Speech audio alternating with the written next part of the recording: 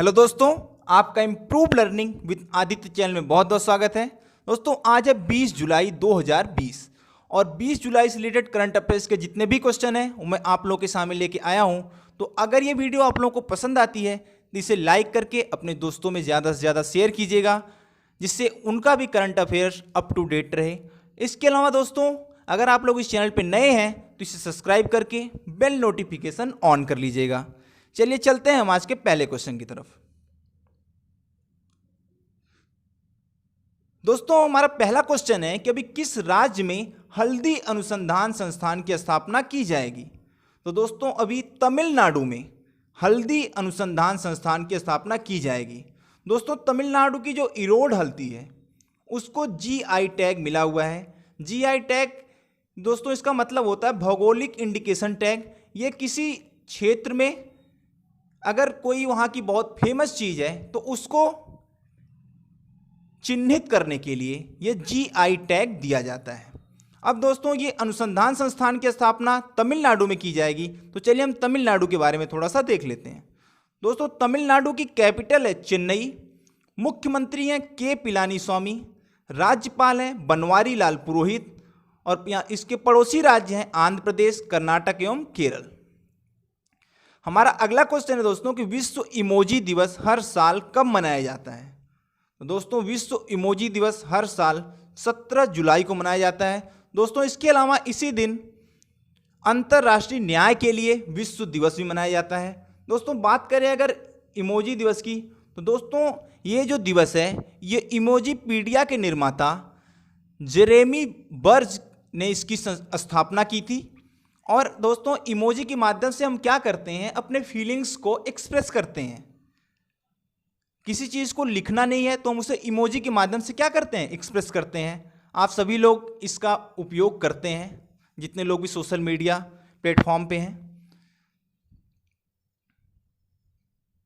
हमारा अगला क्वेश्चन है कि अभी किस देश के साथ पाकिस्तान ने पीओके के सुधोटी जिले में झेलम नदी पर 700 मेगावाट की आजाद पट्टन जल विद्युत परियोजना के लिए समझौता किया है। तो दोस्तों अभी पाकिस्तान ने चीन के साथ 700 मेगावाट की आजाद पट्टन जल विद्युत परियोजना के लिए समझौता किया है। अब दोस्तों ये आजाद पट्टन जल विद्युत परियोजना क्या, हम इसके बारे में थोड़ा सा जान लेते हैं। दोस्तों अभी पाकिस्तान ने चाइना के साथ 700 मेगावाट की आजाद पट्टन जल विद्युत परियोजना का एक समझौता किया है, जो कि पीओके के सुधोटी जिले में है। दोस्तों अगर हम पीओके की बात करें तो ये भारत का एक हिस्सा है, लेकिन पाकिस्तान ने इस पर अवैध कब्जा किया है। दोस्तों जो जम्मू कश्मीर के राजा थे हरि सिंह एवं हमारे पूर्व प्रधानमंत्री जवाहरलाल नेहरू के बीच में एक समझौता हुआ था, जिसके तहत पीओके भारत का हिस्सा था, लेकिन पाकिस्तान ने इस पर फिलहाल अवैध कब्जा किया हुआ है। दोस्तों अगर हम इस प्रोजेक्ट की बात करें परियोजना की, तो ये 2.4 अरब डॉलर का एक हाइड्रो पावर प्रोजेक्ट है।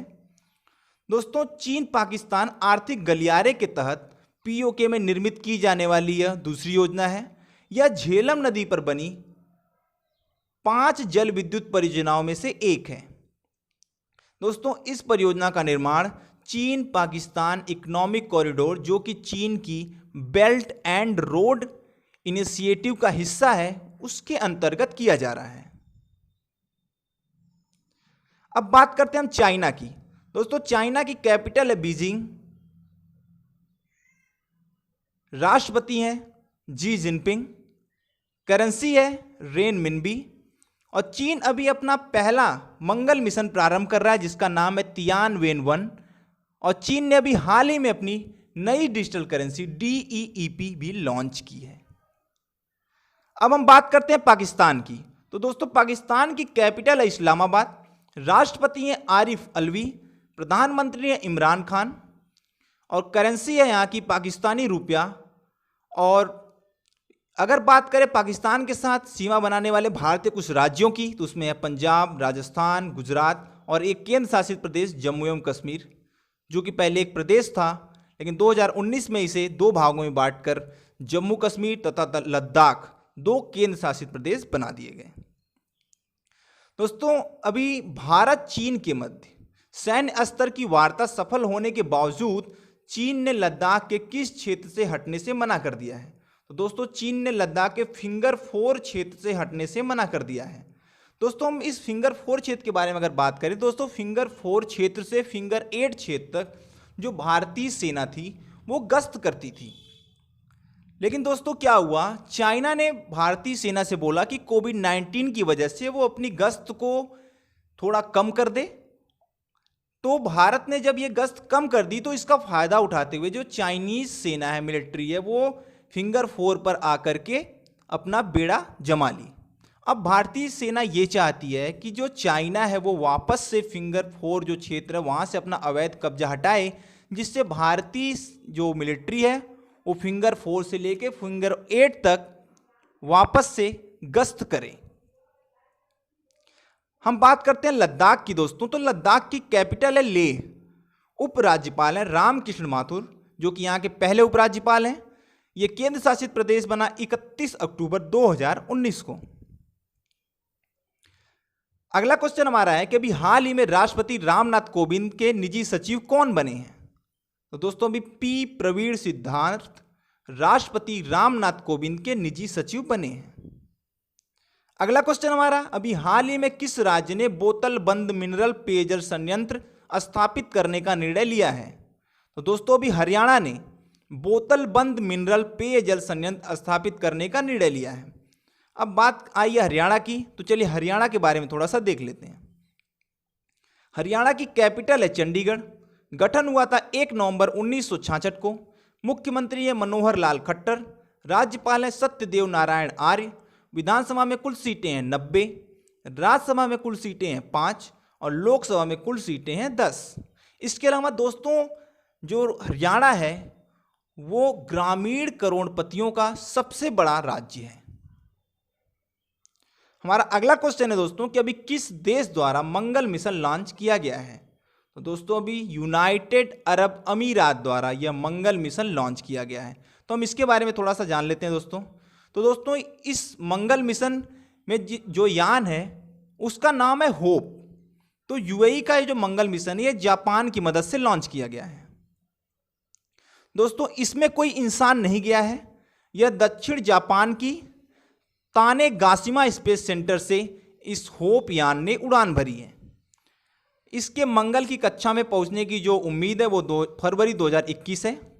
इसके बाद यह 687 दिनों तक मंगल की कक्षा में चक्कर लगाएगा। दोस्तों अगर इसके उद्देश्य की बात करें जाने की, तो ये मंगल ग्रह के पर्यावरण और मौसम के बारे में जानकारी इकट्ठा करेगा। दोस्तों अब हम बात करते हैं संयुक्त अरब अमीरात अर्थात यूएई की। तो यूएई की कैपिटल है आबू धाबी। राष्ट्रपति हैं खलीफा बिन जायद अल नाहयान। प्रधानमंत्री हैं मोहम्मद बिन राशिद अल मखतूम। स्वतंत्रता इसको मिली थी यूनाइटेड किंगडम से 2 दिसंबर 1971 को और यहाँ की करेंसी है यूएई दिरहम। अब हम जापान की बात करते हैं दोस्तों। जापान की कैपिटल है टोक्यो। प्रधानमंत्री हैं शिंजो अबे। करेंसी है येन। और जापान की संसद का नाम कभी कोई पूछता है तो उसका नाम है डाइट। अभी हाल ही में जो जापान की इकोनॉमी है वो कोरोना की वजह से बहुत ज़्यादा मंदी में चली गई है। हमारा अगला क्वेश्चन है कि अभी नाबार्ड ने पश्चिम बंगाल को अम्फान तूफान से हुई तबाही से निपटने के लिए तथा इंफ्रास्ट्रक्चर को फिर से दुरुस्त करने के लिए कितने करोड़ रुपए की मंजूरी दी है। तो दोस्तों अभी नाबार्ड ने जो पश्चिम बंगाल में अम्फान तूफान से तबाही हुई थी तो उससे वहाँ की जो इंफ्रास्ट्रक्चर थी वो बहुत ज़्यादा खराब हो गई थी, तो उसको दुरुस्त करने के लिए अभी 795 करोड़ रुपए की मंजूरी दी है। दोस्तों अब ये मंजूरी दी गई है नाबार्ड के द्वारा। तो नाबार्ड के बारे में पहले देख लेते हैं। नाबार्ड का पूरा नाम है national bank for agriculture and rural development अर्थात राष्ट्रीय कृषि और ग्रामीण विकास बैंक। इसकी स्थापना शिवरामन समिति की सिफारिशों के आधार पर राष्ट्रीय कृषि और ग्रामीण विकास बैंक अधिनियम 1981 को लागू करने के लिए 12 जुलाई 1982 को की गई थी। इसका हेडक्वार्टर है मुंबई महाराष्ट्र में। प्रमुख है इसके हर्ष कुमार भनवाला। अब बात करें पश्चिम बंगाल की, तो वहाँ की कैपिटल है कोलकाता। मुख्यमंत्री हैं ममता बनर्जी। राज्यपाल हैं जगदीप धनकर। विधानसभा में कुल सीटें हैं 295। इसकी स्थापना हुई थी 26 जनवरी 1950 को।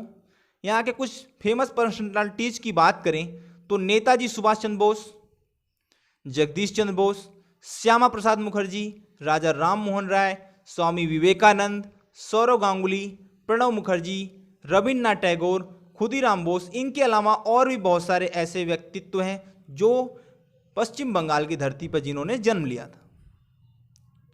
दोस्तों हमारा अगला क्वेश्चन है कि अभी किस देश ने G20 के वित्त मंत्रियों तथा केंद्रीय बैंक के गवर्नर के साथ हुई मीटिंग की अध्यक्षता की है।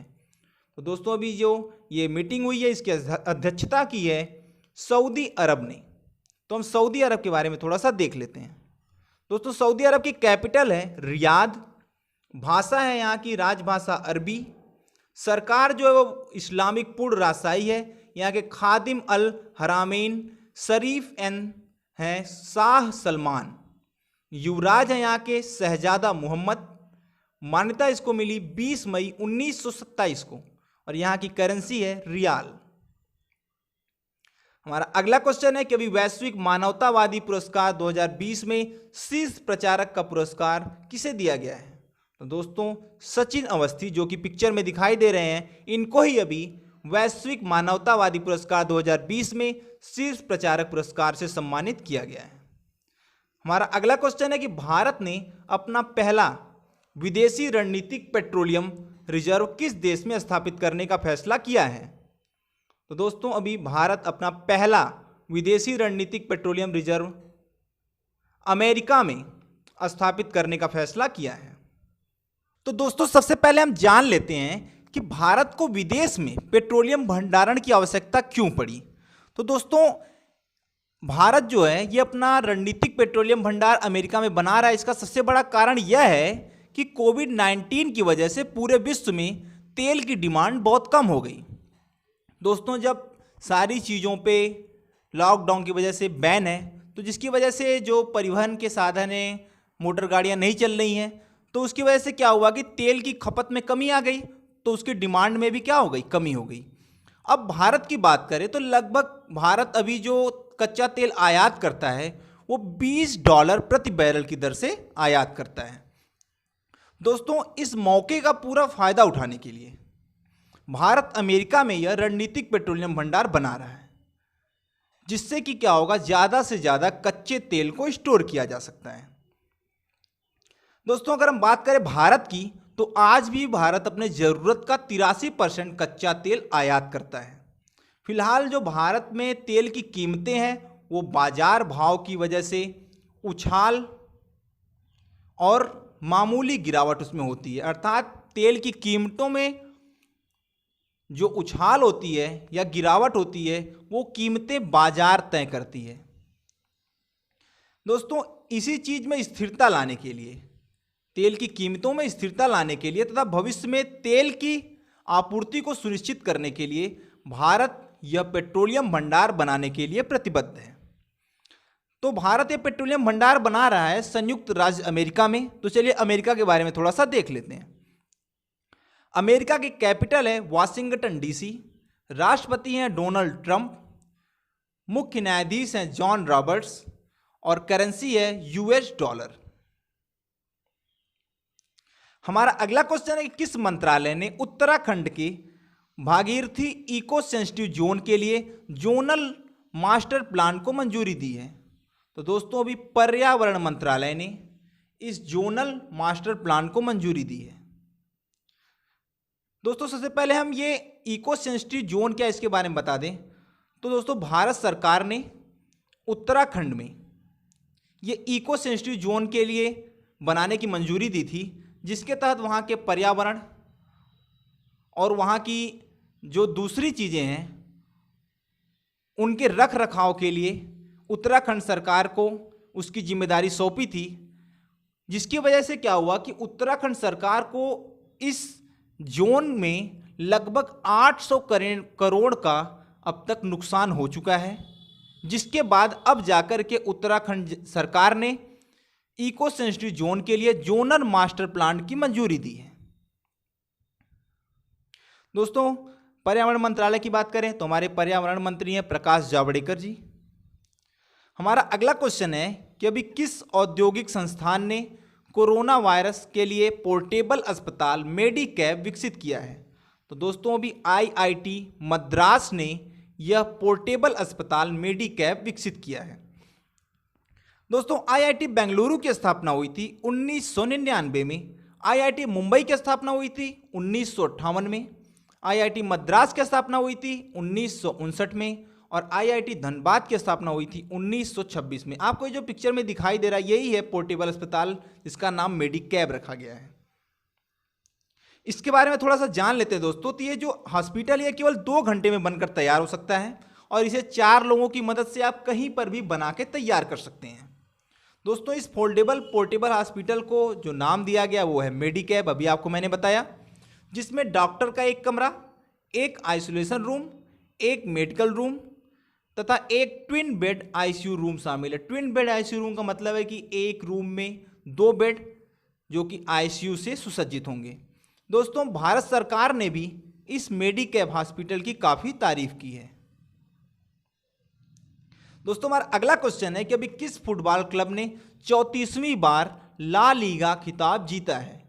तो दोस्तों अभी रियल मैड्रिड ने 34वीं बार ये ला लीगा खिताब जीता है। दोस्तों ये ला लीगा क्या है? तो ला लीगा जो है वो स्पेन की एक लीग है जिसमें लगभग 30 टीमें हिस्सा लेती हैं दोस्तों, और इसे अभी 34वीं बार जीता है रियल मैड्रिड ने। तो मुझे उम्मीद है दोस्तों कि ये वीडियो आपको पसंद आई होगी, तो इसे ज़्यादा से ज़्यादा लाइक और शेयर कीजिएगा और अगर आप लोग इस चैनल पे नए हैं तो इसे सब्सक्राइब करके बेल नोटिफिकेशन ऑन कर लीजिएगा। इसके अलावा दोस्तों मैं इस चैनल पे जीएस के और टॉपिक्स की भी वीडियोस बनाता हूँ। इसके साथ साथ मैं शाम को डेली टेट सीटेट से रिलेटेड महत्वपूर्ण 20 क्वेश्चंस की सीरीज भी लेके आता हूँ। तो अगर आप लोग इस चैनल को सब्सक्राइब करेंगे तो मुझे उम्मीद है कि आपका आगामी एग्जाम में सफलता जरूर मिलेगी। धन्यवाद।